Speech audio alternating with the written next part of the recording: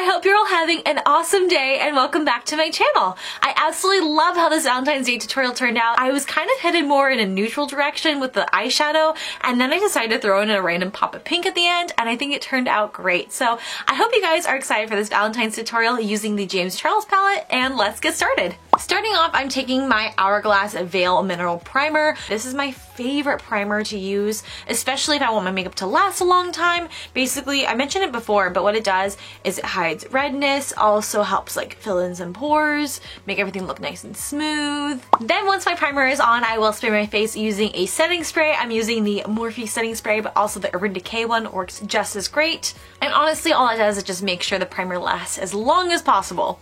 I've been loving using the Thrive Causemetics CC Cream Foundation. However, right now I feel like I'm in between these two shades. This is fair and then this one is light. I'm going to combine the two and just see what happens. Then I'm taking my Morphe sponge and just blending that in.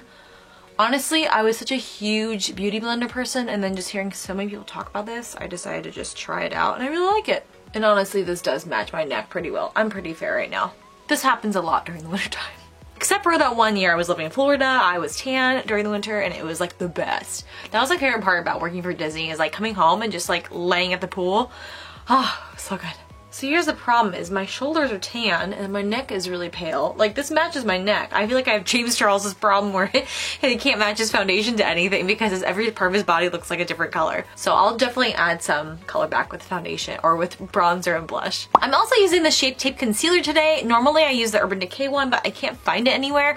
And I think this will be okay. Honestly, I wear this as like a highlight concealer when I'm tan, so this might be a little bit too dark for me. We're gonna find out right now. It's not too terrible. Okay, just kind of like popping that in areas where I have breakouts.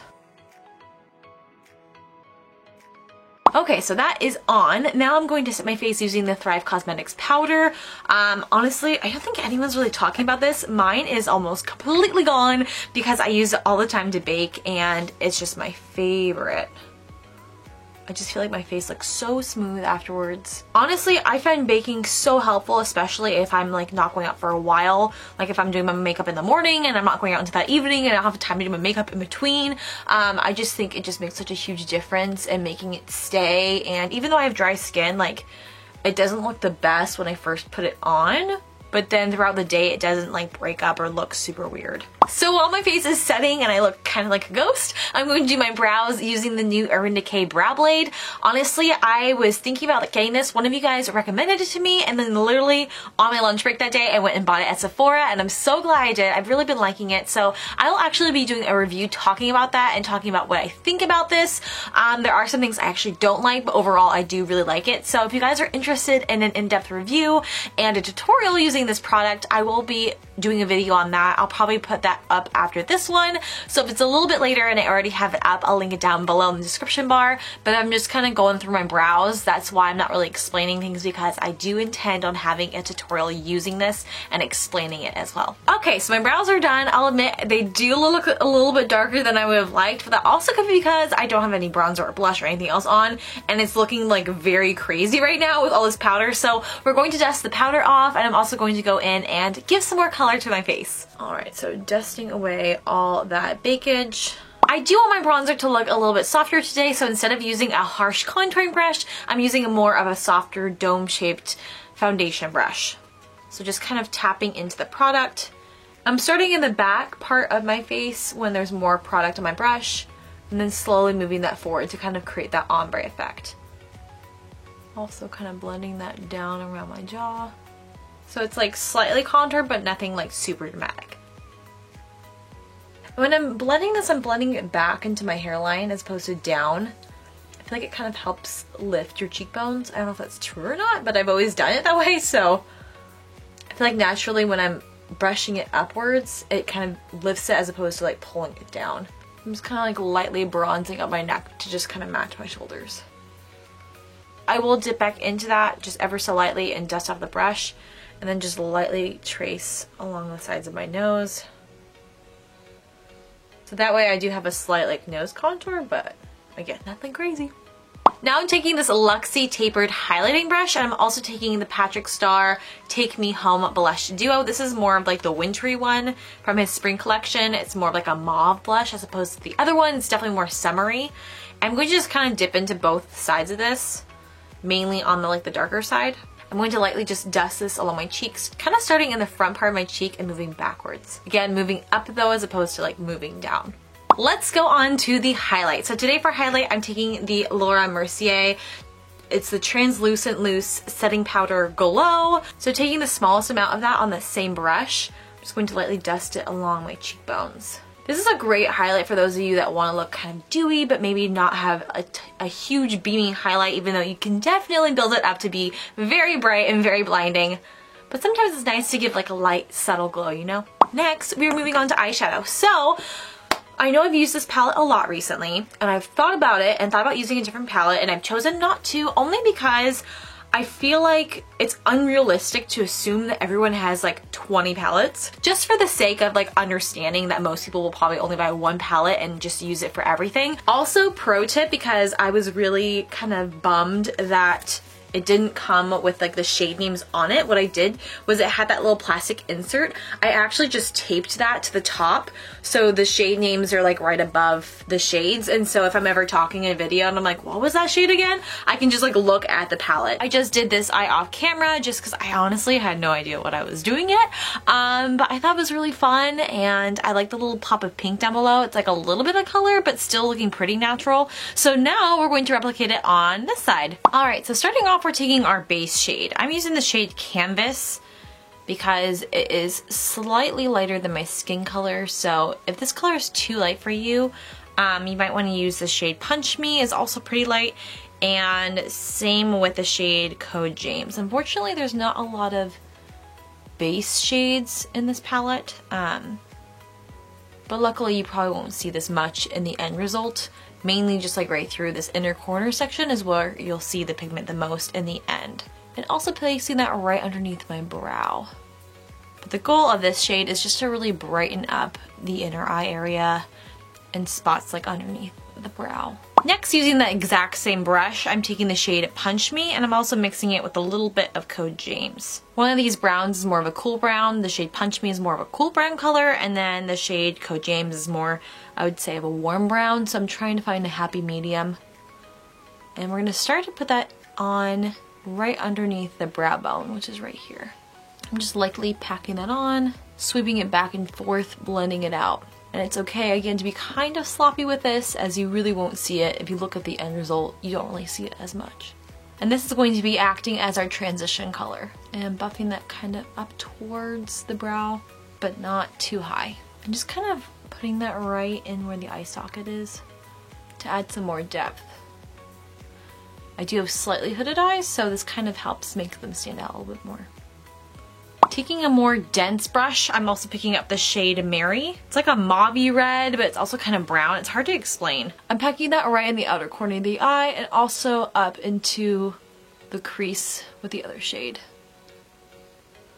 We want to start to be really careful with this because it can get kind of messy, and we really want to concentrate these darker colors in the same spot in the outer corner of the eye. So I'm first like just stamping that and just pressing that in. And then I'm going to start to go in circular motions, kind of blending it up. And when I do blend it, when I pack it on, I'm not pressing hard, I'm using like a medium amount of pressure. But when I blend it, I'm going very soft. Because even just by softly blending it, you can tell it made a huge difference because it's a darker color. So I'm taking that first brush and using that to blend it in. Because again, I want to make sure when we're building these colors, it's a nice soft transition. Because it's really easy to get heavy-handed and it's really hard to blend it out once you use a lot of colors. I'll go in one more time with the shade Mary. Just pack that on. Kind of buff it up into the brow bone. And if it's still looking too pink, I will go back in with the shade Punch Me and just run that right along where those two colors meet, just to kind of make it look more blended.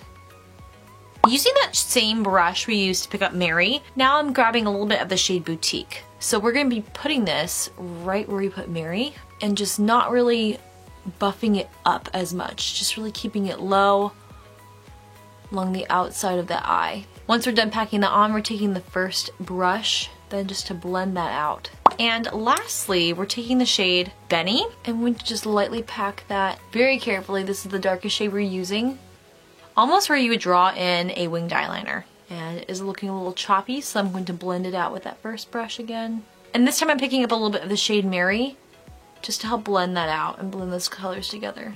Going back in with the shade Boutique right in the outer corner, packing that on, and then taking the shade Benny and going right on top of that. But I'm being very intentional when I put this color, really trying hard to keep it low because we don't want this eye look to be too dark. Then I'm taking some of my Too Faced glitter glue. This is the primer I'm using for some of the more metallic shades. I'm just picking the smallest amount of that on my ring finger. I'm going to start pressing that on into the inner corner of my eye. Basically just placing that down where I'm going to be putting the shadow down next for the metallic shades. Kind of stopping towards the middle section. Then I'm picking up the shade So Good. It's more of like a champagne shade, and placing that right in the inner corner of my eye. Just really pressing that on. And honestly, by using this primer, it just makes it so tacky and the color just sticks to it so well. Also going in a little bit in the inner corner.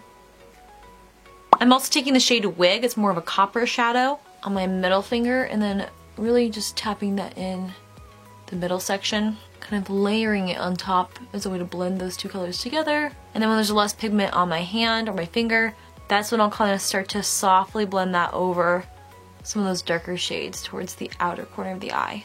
I'm also taking a small amount of the shade Ring Light and just placing that right in the inner corner of my eye.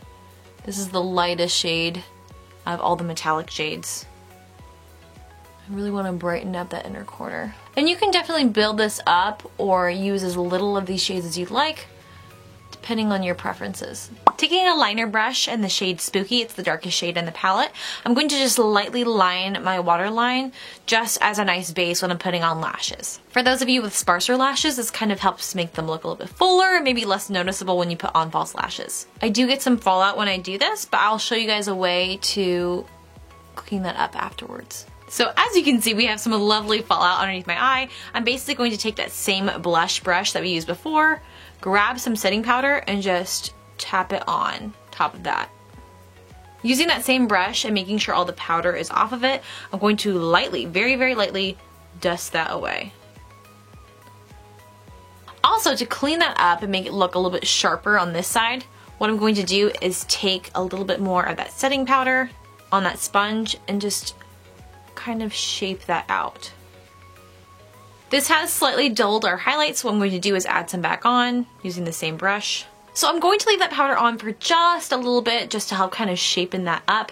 While I do that, I'm going to go apply some mascara and false lashes, and then I will come back to show you guys how I do the under eye part. You guys, my bottom lashes are having a moment. When they're fully grown in and they're just like so long, I feel like they're longer than my false lashes are.